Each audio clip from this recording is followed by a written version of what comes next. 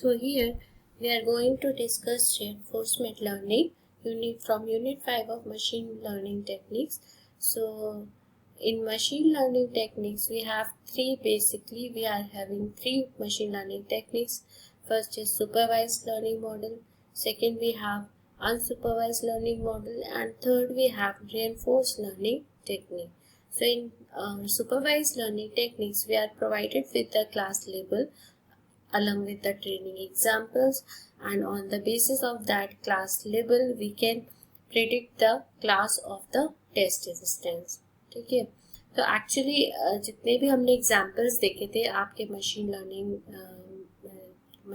Subject में, जो previous units में हमने डिसीजन ट्री ये सब डिस्कस किया था, इसमें जो भी हमें ट्रेनिंग इंस्टेंसेस प्रोवाइडेड थे, all those examples actually support the supervised learning technique.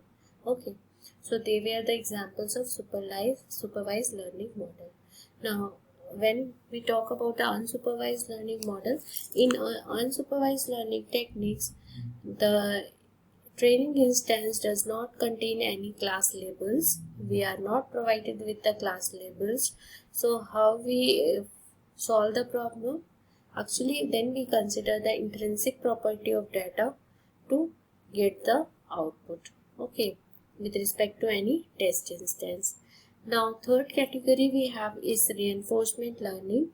So in reinforcement learning, the machine learning model is actually put in some environment, and here the model or agent, you can say, can learn everything on its own from the environment, right from the data collection to the evaluation, to the final evaluation or performance evaluation of the model. So in reinforcement learning, the agent or the model learn from its environment and accordingly perform the future actions. Okay, now here reinforcement learning addresses the question of how an autonomous agent or model that senses and acts in the environment and can learn to choose optimal actions to achieve its goal. Okay, now we will see what are the goals of any reinforcement learning model or agent. Okay, so each time when agent perform any task in the environment, then its trainer may provide some reward or penalty to indicate the importance of the resulting state.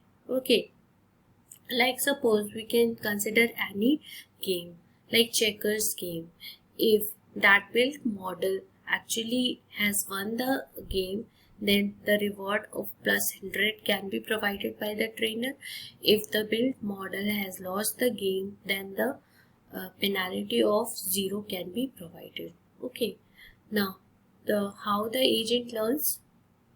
Here the agent actually learns by these rewards. Okay, so here the task of the agent is to learn a control policy from this indirect and delayed reward to choose the sequences of action that it can make so as to produce the greatest cumulative reward. Okay, so in future the agent learns from these reward sequences, and on the basis of this reward sequences, the goal is to achieve the greatest cumulative reward. Now we will look what is the cumulative reward here.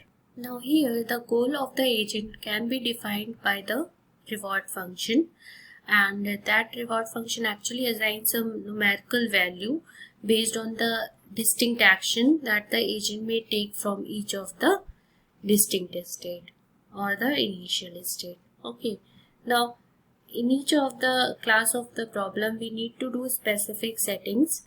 So we can have settings such as the action can be deterministic or non-deterministic, or the setting in which the agent has prior knowledge about the effect of actions on environment, or the agent does not have any prior knowledge.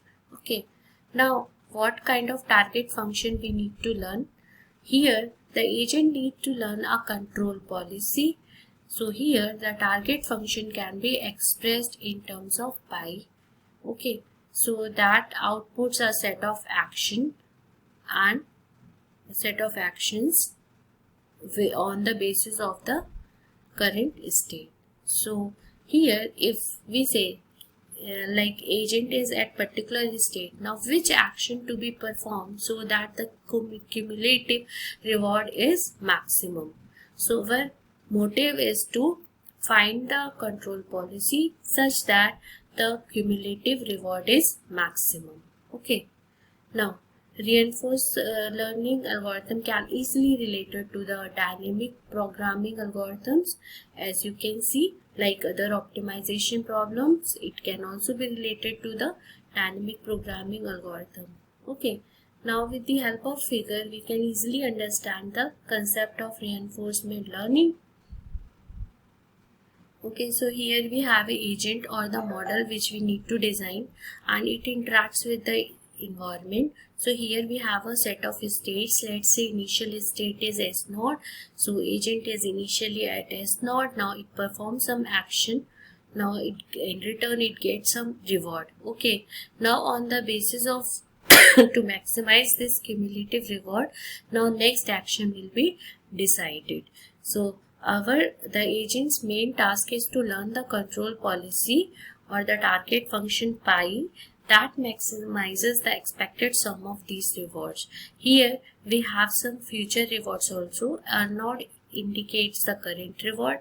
These indicates the future rewards which are discounted exponentially according to the delay. So here we have gamma for such discount. So creating such discounted factor. So here gamma ranges from 0 to 1. If gamma is close to 0, then more emphasis is given on the current reward. If it is close to 1, then more emphasis is given to the future reward. Okay. Now we can consider example of building some learning robot. Here robot or agent may have some sensors to sense the environment and may have some actuators so that they can perform some actions. So mobile robot may have sensors like camera, sonars, and they can have list of actions where we can have actions move forward, move backward, turn right, turn left, and so on. So now the task is to learn the control strategy for choosing any of the actions so that we achieve our goal of maximum cumulative reward. Okay. So here the robot may be trained like if it has less battery. If battery is low, then it will move to the charger and it will then dock onto its battery charger. Okay. Then the goal of docking to the battery charger can be captured by assigning a positive reward like +100, and if it allows the battery to die, in that case we can assign the penalty of 0. Okay, so these reward functions can be inbuilt into the robot, or it can be known only to the external teacher and who provides the reward at that point of action. Okay, now here the task of the robot is to perform sequences of actions and observe their consequences and then learn the control policy or the target functions. So now you can see the various application of reinforcement learning, robot learning tasks. You can have some manufacturing optimization problems, like how we can maximize the profit, and we can also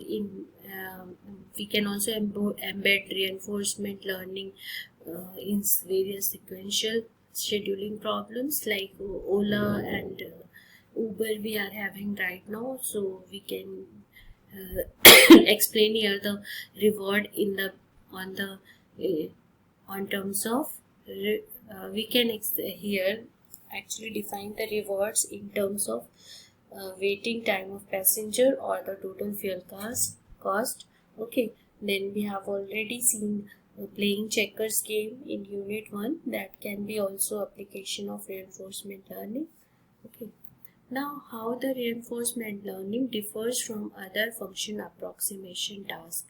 So, reinforcement learning, actually we have various parameters. Here we have delayed reward, Okay, exploration and partially observable states and lifelong learning. Okay, so when we talk about how it is different from other approximation tasks in terms of delayed reward, so here we have the motive is to learn the policy or to learn the target function so that the cumulative reward is maximum.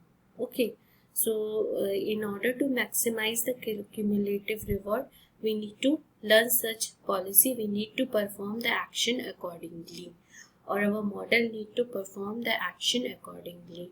Now in supervised learning techniques, you have already seen what was the actually format of training examples.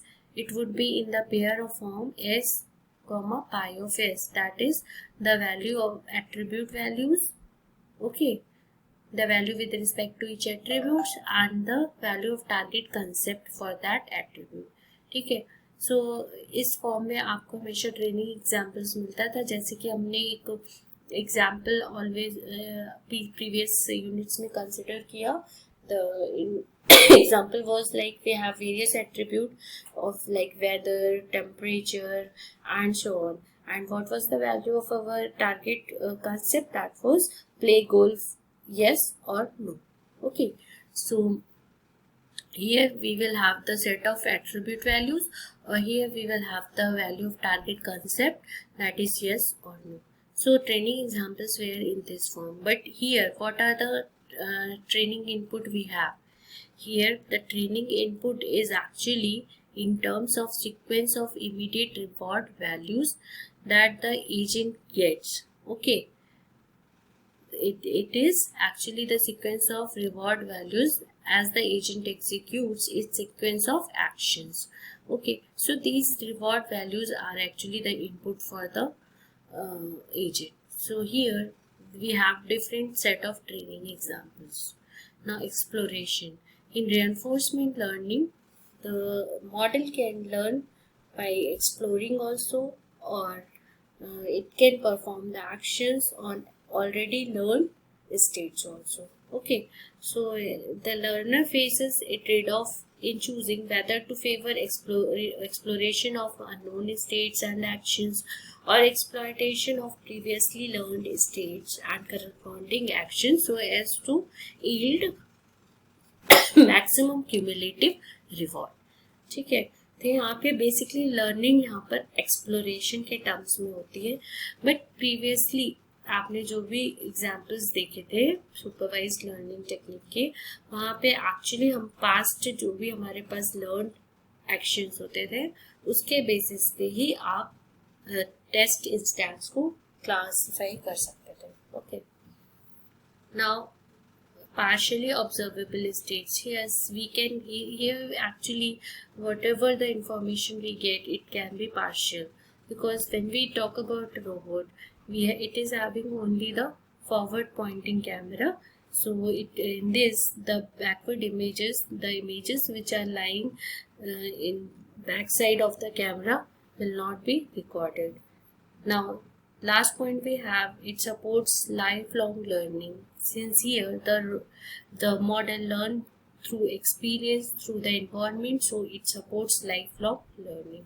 So this is all about reinforcement learning. It was introduction to reinforcement learning, and thank you. That's all for today.